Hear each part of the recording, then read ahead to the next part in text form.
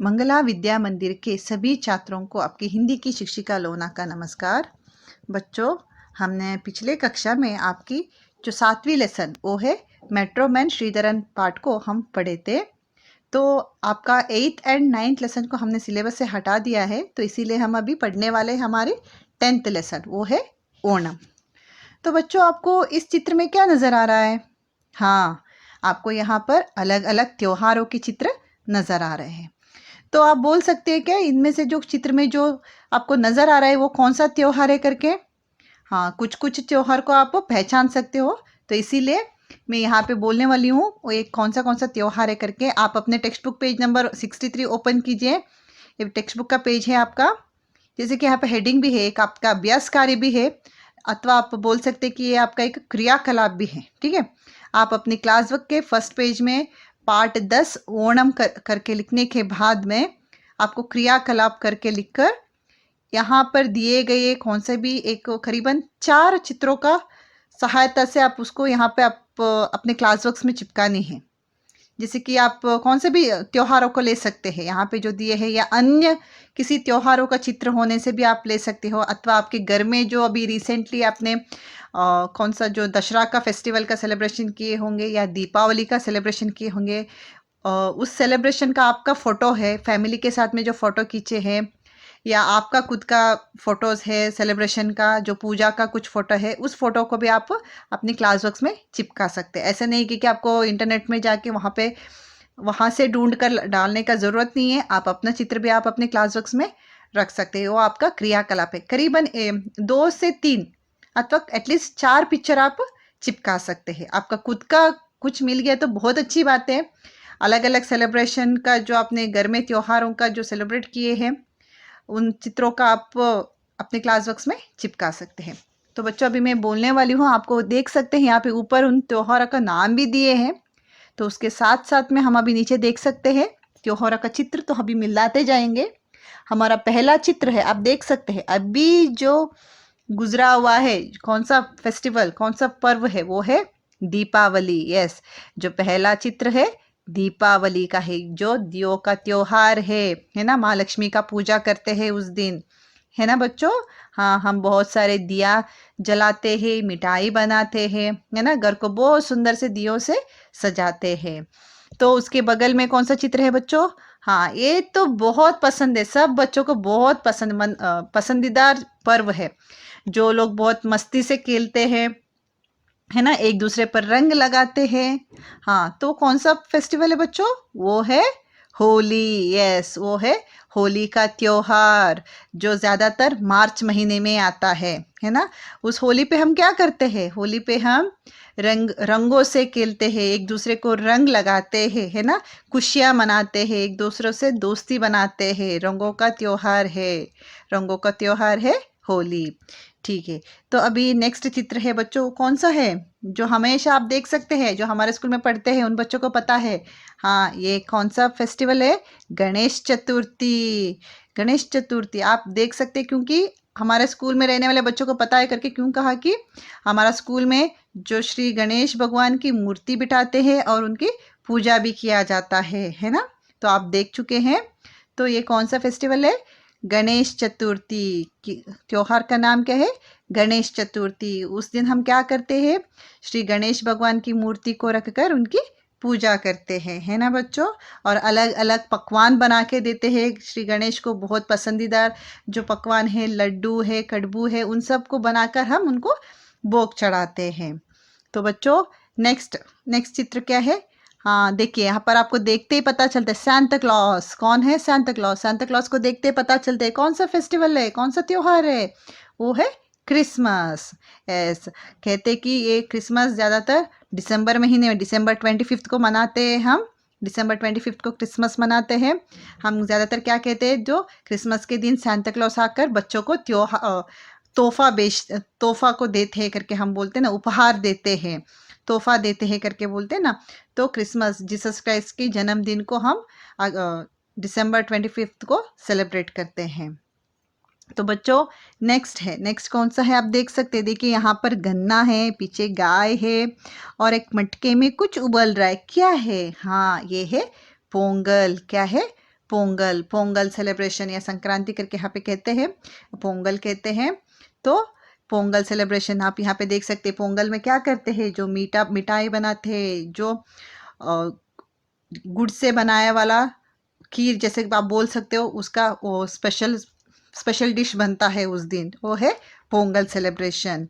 तो नेक्स्ट चित्र में क्या है बच्चों, वो है, आप देख सकते हैं उनका जो पहनाव अलग है। जैसे कि साउथ इंडियन का, जैसे कि साड़ी धोती नहीं है, इनका देखिए सिर पे पेटा पहना है, धोती पहने हैं, ढोल बजा रहे। साथ में आप देख सकते हैं खेत का कुछ, धान का खेत भी कुछ नजर आ रहा है। हाँ, ये है हमारी बैसाखी करके कहते हैं, है ना। बैसाखी पंजाब में सेलिब्रेशन करने वाले जो, या पहली बैसाखी करके जो कहते हैं, तो हम क्या कहते हैं, वैशाखी सेलिब्रेशन करके या त्योहार करके हम कहते हैं। पंजाबी लोग सेलिब्रेट करते हैं इसको। तो बच्चों आगे हम चलते हैं हमारी पाठ की तरफ। तो मैंने जैसे कह चुकी हूँ, आपके घर में जो सेलिब्रेट किए वाले कौन सा भी फेस्टिवल का फोटोज़ है, उस फेस्टिवल की फ़ोटोज़ आप अपनी क्लास बॉक्स में चिपका सकते हैं। जैसे कि लक्ष्मी पूजा आप किए होंगे, या दशहरा में जो कुछ पूजा किए होंगे, या दिवाली का पूजा हो सकता है, या ईद में कुछ अपने फैमिली मेम्बर्स के साथ में फ़ोटो खींचे होंगे, वैसा सेलिब्रेशन का आप फ़ोटो अपनी क्लास बॉक्स में चिपका सकते हैं। तो बच्चों अभी हम चलते हैं हम अपने लेसन्स की तरफ। वो है हमारी 10th लेसन, 10वीं लेसन, वो है ओणम। हाँ बच्चों, ओणम ओणम ओणम का नाम सुनते ही आपको पता चलता है ये केरला में मनाने वाले एक त्योहार है ना। केरला में मनाने वाले एक प्रमुख त्योहार है। तो बच्चों हम अपनी पाठ की तरफ चलते हैं। ओणम केरला का प्रमुख त्योहार है। ओणम कहाँ का प्रमुख त्योहार है? ओणम केरला का प्रमुख त्योहार है। देखिए ये वन वर्ड आंसर से ये सब आपके एग्जाम में आने वाला है, तो अच्छे से ध्यान से देख लीजिए। केरल वासी इस त्योहार को बहुत उत्साह के साथ मनाते हैं। केरल वासी, क्योंकि मैंने जैसे कहा कि केरल की बहुत प्रमुख त्योहार है, तो केरल वासी उसे बहुत उत्साह से मनाते हैं, बहुत खुशियों से मनाते हैं। चारों ओर रंग बिरंगे फूल खिले होते हैं।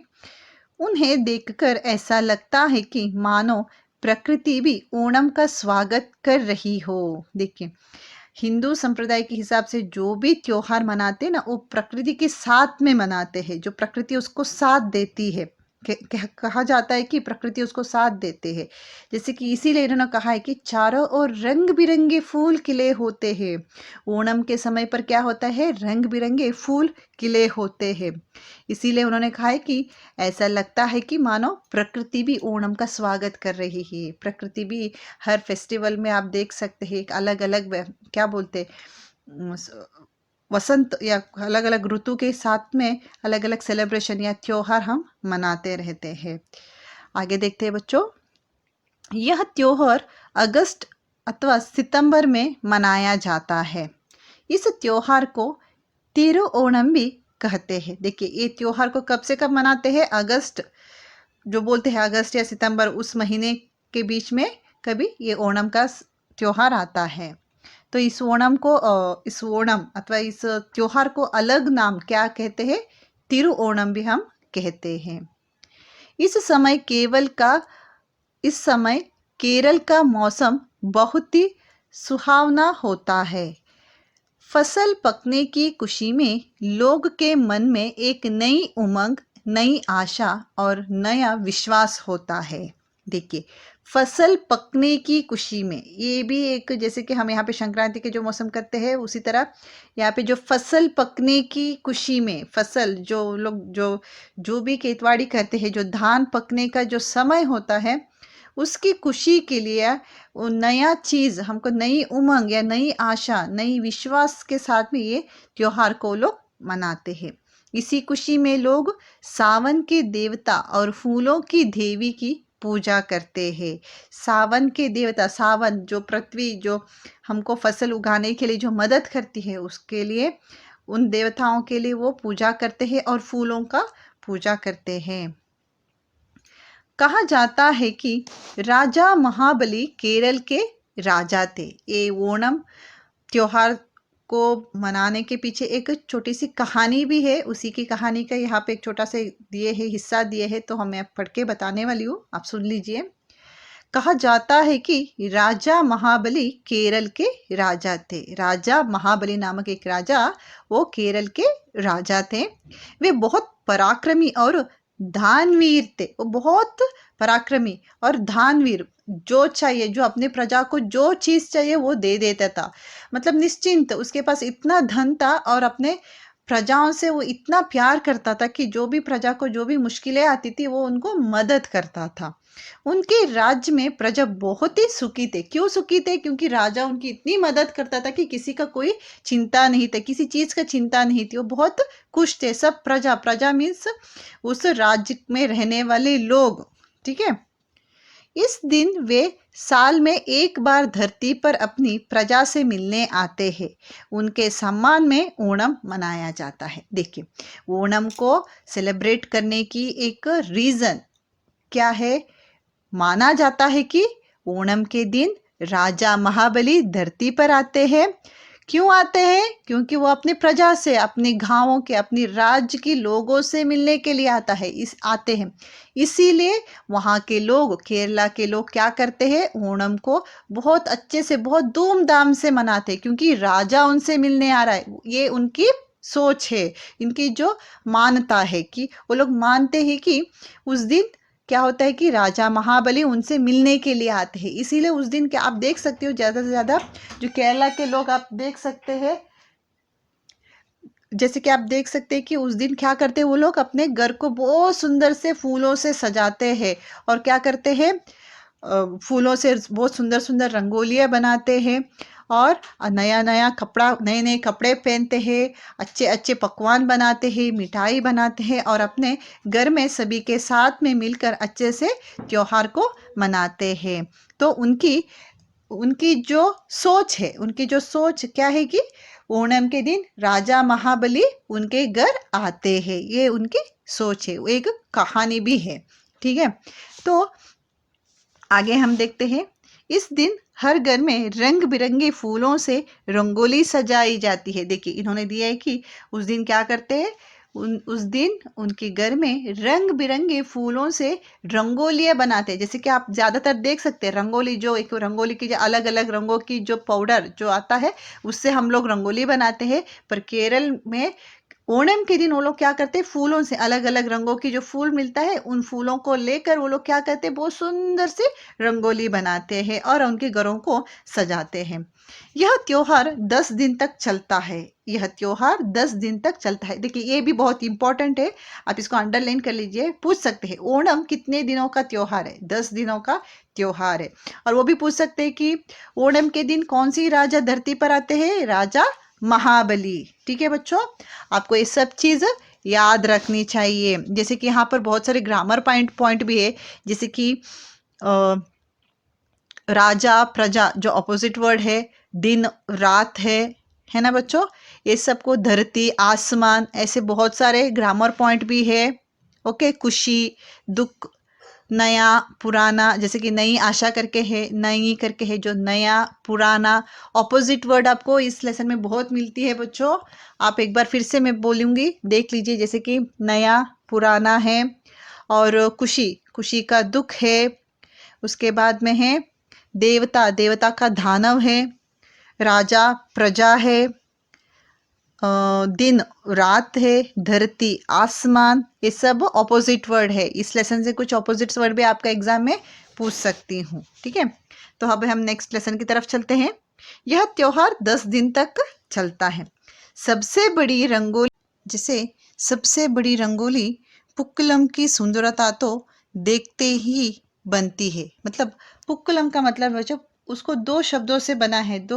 एक शब्द है, उसको 2 अलग अलग पार्ट है। जैसे कि पू का मतलब है फ्लावर, खलाम मतलब है कलर स्केचेस ऑन ग्राउंड, मतलब अलग अलग रंगों से बनी हुई एक चित्र को हम पुक्कलम कहते हैं, जो फूलों से बनी हुई सुंदर रंगोली है। तो बच्चों, इसके बारे में मैं आपको एक छोटी सी वीडियो है, इस वीडियो के सहायता से मैं आपको ओणम त्योहार के बारे में कुछ जानकारी देना चाहती हूँ।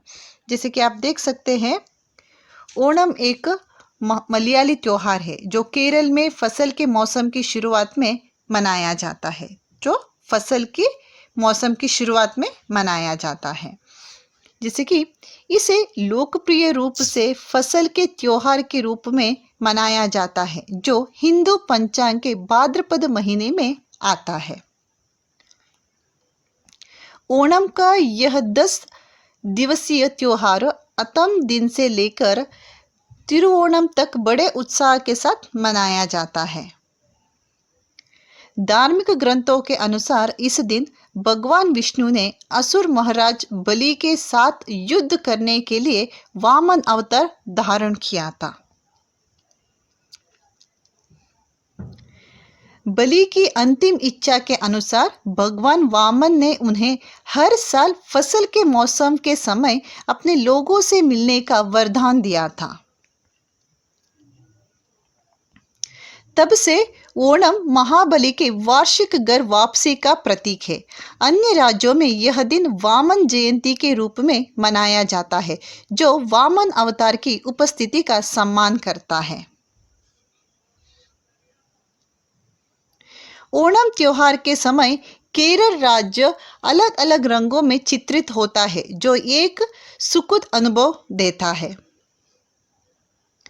जिस तरह से यह रंगीन त्योहार मनाया जाता है उसमें तुम्बी थुलाई मतलब लोकगीतों पर नृत्य करना, पुक्कलम मतलब जैसे कि मैंने कहा है टेक्स्ट बुक में जो फूलों से बनी रंगोली या मुकोटा नृत्य या भाग नृत्य अलग अलग संस्कृति के कार्यक्रम समर्पित होते हैं।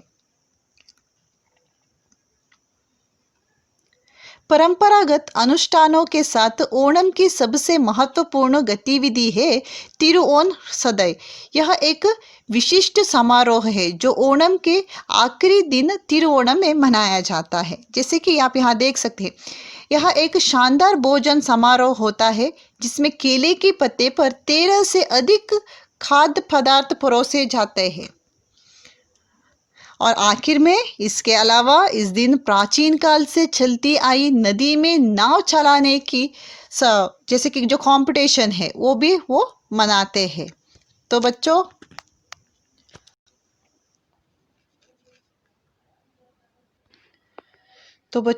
आप सभी ने भी उस वीडियो के सहायता से ओणम के अलग अलग जो सेलिब्रेशन जो मनाते हैं उसके बारे में आपने जान चुके हैं। तो मैं आशा करती हूँ कि आपकी ओणम फेस्टिवल जो त्यौहार है उसके बारे में अच्छे से आप और भी जानकारी ले सकते हैं। तो अगले क्लास में हम इस पार्ट को कंटिन्यू करेंगे। या आज की पढ़ाई यहीं पर समाप्त होती है। जो मैंने फर्स्ट पेज आपको पढ़ाई हूँ, पेज नंबर 57 पढ़ाई हूँ, उसके साथ में कुछ वीडियो के सहायता से मैंने आपको ओणम त्योहार के बारे में बहुत अच्छी तरह से मैंने आपको पढ़ा चुकी हूँ। तो हम अगले कक्षा में हम अपने टेक्स्ट बुक का जो बाकी का जो पार्ट है वो हम पढ़ने वाले हैं और कुछ ग्रामर पार्ट जो अन्य व्याकरण भाग है उसको भी हम पढ़ने वाले हैं।